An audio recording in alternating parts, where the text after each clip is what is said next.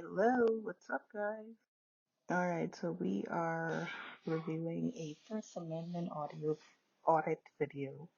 I recently came into this world. I haven't been not physically actually doing it, but I stumbled across these guys on YouTube. I think Facebook at first, but I'm on YouTube now, and I am thoroughly entertained by this. I don't know who came up with this, how this started. I need to get, dive into the history of this subculture, but it is very entertaining. So here we go.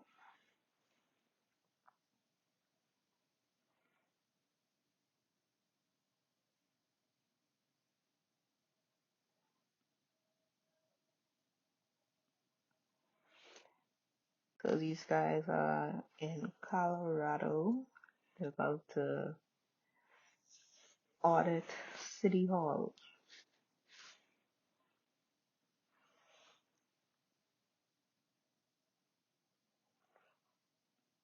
The crazy part about these audits or this concept is that, I mean, as someone who doesn't live in America, we always sort of viewed, or you have this narrative or this legend that, America is just the land of the free and you could just do anything. Like, it would never dawn on me, like, in our myth of America, it would totally be fine for someone to just be walking around video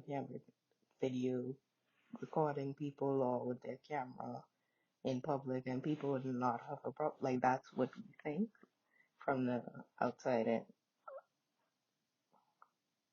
So when you think about it, if the big US of A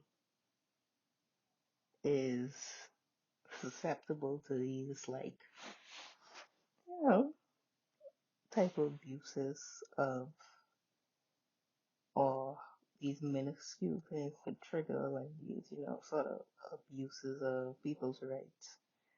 And I'm not saying that, I agree with everything or their approach to everything or, how it goes, but I'm just saying, imagine in other places where they were more conservative or, I don't even know if conservative is the word or liberal, if it's really that, or it's just places where state actors or state agents like police and, I don't know, immigration, customs officers, all these type of people who wield power, probably get away with, you would think they get away with their abuse probably more. So maybe this is a concept that should really spread and we should be doing it down here, especially in the Caribbean. We got that good West Indian constitution. We should be fast. We should be auditing our public servants and public facilities to see if they really, respect our rights. So they're in the city hall building. They were looking around a little bit. They just approached like the reception area and just chatting it up with the lady. She's telling them about her department, what they do in there. So it's a pretty innocuous conversation so far. She's relatively friendly, went well. Oh, and we definitely, now that I think it, we definitely need to be auditing our public service in the Caribbean because they are just the worst, some of them. Not everyone, I won't speak for everyone. I know we have some good shining lights, some real, you know,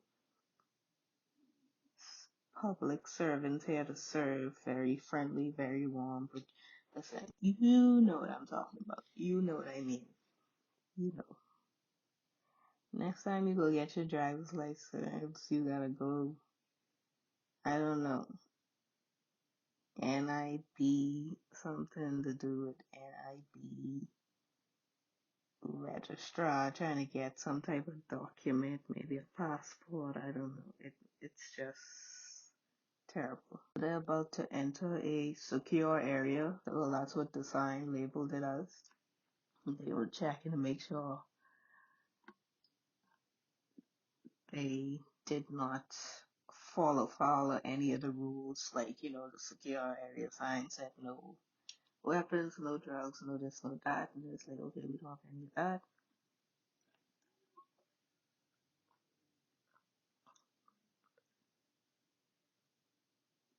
Okay, so he's just walking around. Um, the secured area actually, it's appears to be a public area. Maybe that's why they call it a secured area.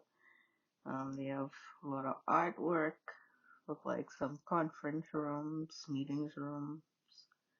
So it does appear to be a public area.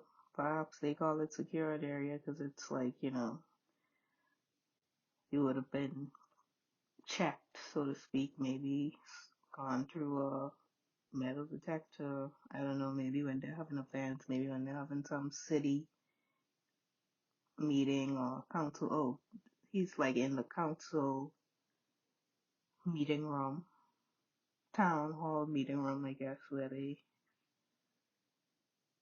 yeah, it is a beautiful room. Okay, so he's now looking for the city clerk. He's requested her. She is not there, so they gave her a card, gave him a card. Everyone's been pretty friendly so far. Um, they have not sought to run him, chase him out of the place. It's going well. And I do have to raise it, even though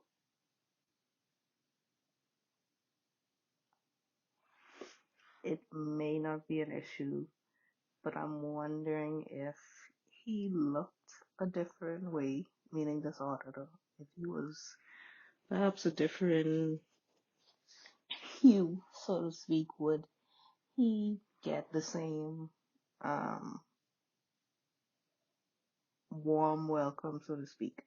Not that he doesn't get run, because I've watched some ways where they like, get nasty right off the bat with him, but I'm wondering,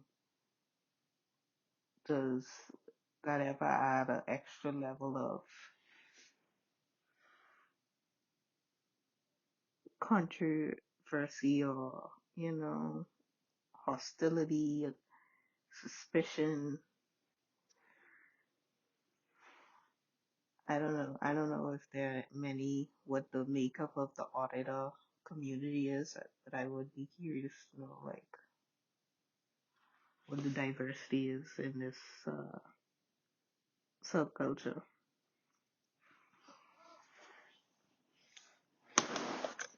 I'm sure it is diverse, but I'd like to know that. And I also would like to know what their politics. I mean, I guess there may be a tendency to presume that they're Republicans or something, but I don't want to do that because that might not necessarily equate, or if not Republican, some type of right American right wing leanings or something.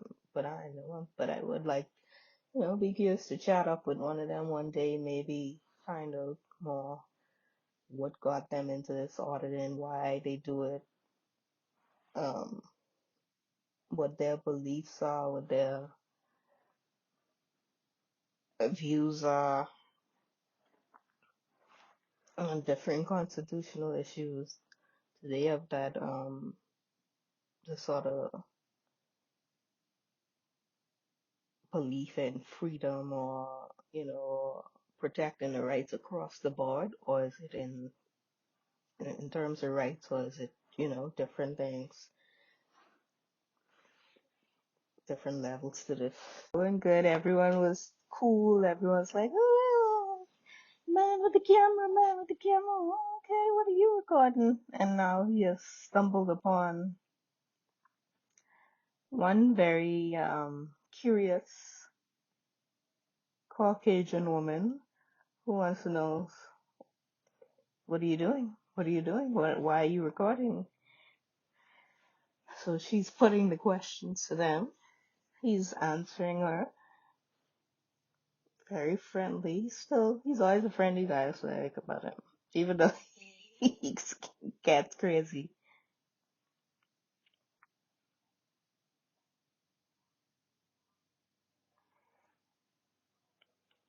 Okay, she's asked not to be on video. And she, they always try to put, slap that thing on the table talking about, oh, we need a release, or I'm not signing a release. Uh, she went around the corner. I guess she going to grab her supervisor or something.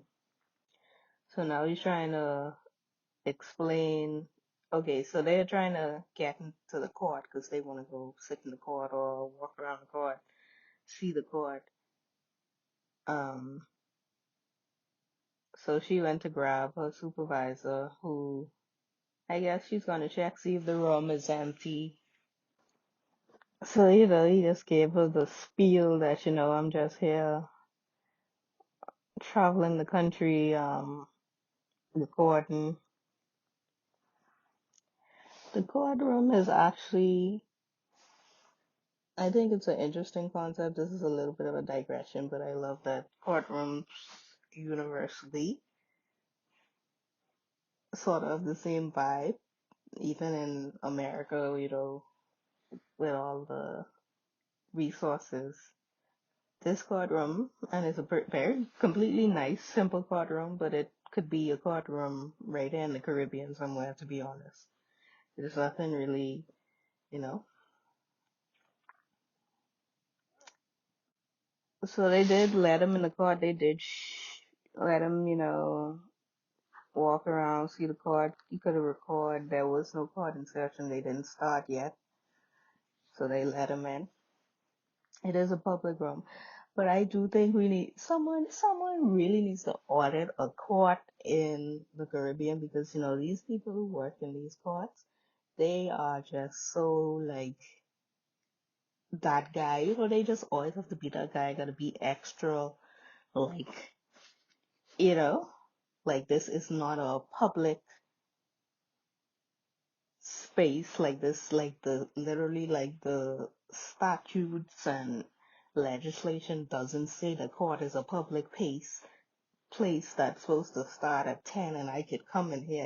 They like want to be, you know, like it's ridiculous. Okay, that one went pretty smooth. Let's watch another one. See what. Okay, so he's at a news studio now, and one of the things he does is he does not go on private property. They're very careful not to go on private property as part of the, you know, audit or experiment, the test. So he's on the sidewalk outside this nude studio. He's, just recording, chitter-chatting.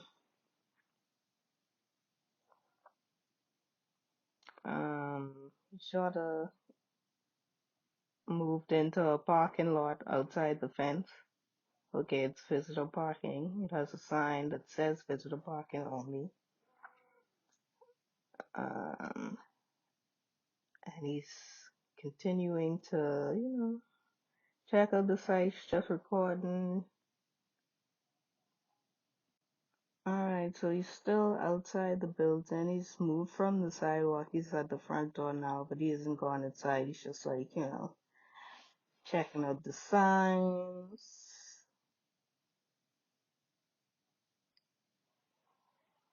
Okay, he's back on the sidewalk. It's a pretty big building, like it appears to occupy like almost like a whole corner or block almost. Alright, so some guy has exited the building. Okay, he didn't approach him. Yeah, so he's just chilling on the sidewalk now, recording the sights, doing what he does. Some guy in a suit has approached him through the through the gate, wondering like, what are you taking video for? It's like, I'm just taking video. Is that a problem? He's like, no. Yeah, the guy's like, well, the security's gonna want to know why you're out there filming. But I don't know. That's probably, Caucasian code for I'm going to tell on you. But this is another digression from this video, but in watching these, what I think is prevalent, and if you watch a few of these, you would see it. I think it's almost dangerous how these people literally will call the police and often exaggerate or make up stuff, and it's very much giving Karen behavior, but it's odd because there's not that racial connotation because this author happens to be a white man as well. But so I think it adds a little legitimacy to the whole Karen phenomenon in the fact that this is obviously a thing that they do. They lie, if not lie, they exaggerate because they don't like what you're doing or the response you're giving them, or if you just don't answer their calls, their respond to their questions rather, or their request to stop doing nothing wrong just because they whatever. They literally will call the police and say you're harassing them, threatening them, stop, doing something on the park, on the sidewalk, or and it's crazy. And I think that needs to be like this needs to be spoken of in society that there. And I am not saying that only white women do it because it very much might be a commonality, but all all I've seen so far is white women literally, and some men on occasion, white women and men literally lying on people, calling the police saying that you did something that you didn't do because they don't like that you are recording. All the news people are very curious as to why he's filming. And so this is another interesting factor. But that the news outlets, the news media, the whatless media is concerned about being recorded. But it is also interesting how people have this, the majority of people seem to have this negative, anxious, almost aggressive energy to it, and I think it has a lot to do with social media. They automatically seem to assume that you're recording them to either shame them, disparage them, post their picture on social media. I've heard people use the word, oh, you're trying to dox me type of thing. And I think that is a curious and interesting and pertinent issue, relevant discussion that should be had in, I guess, the internet age, whether there is some unspoken rules of courtesy, rules of practice. I mean, I don't know. What are the rules of the game in this digital age?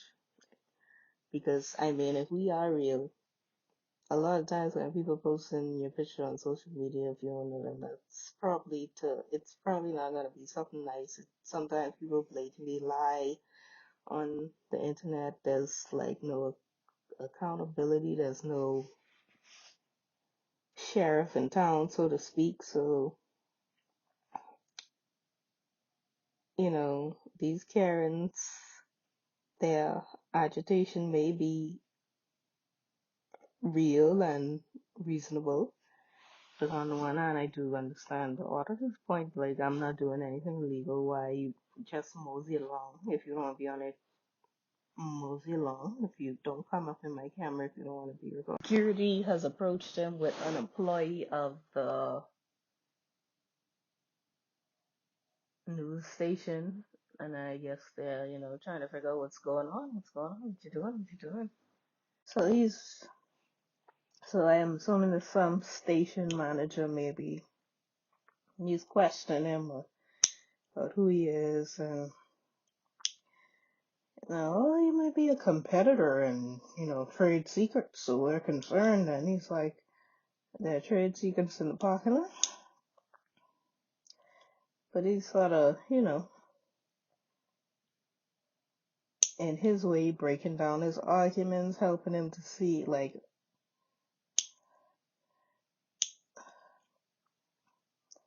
no, I'm just doing my own thing.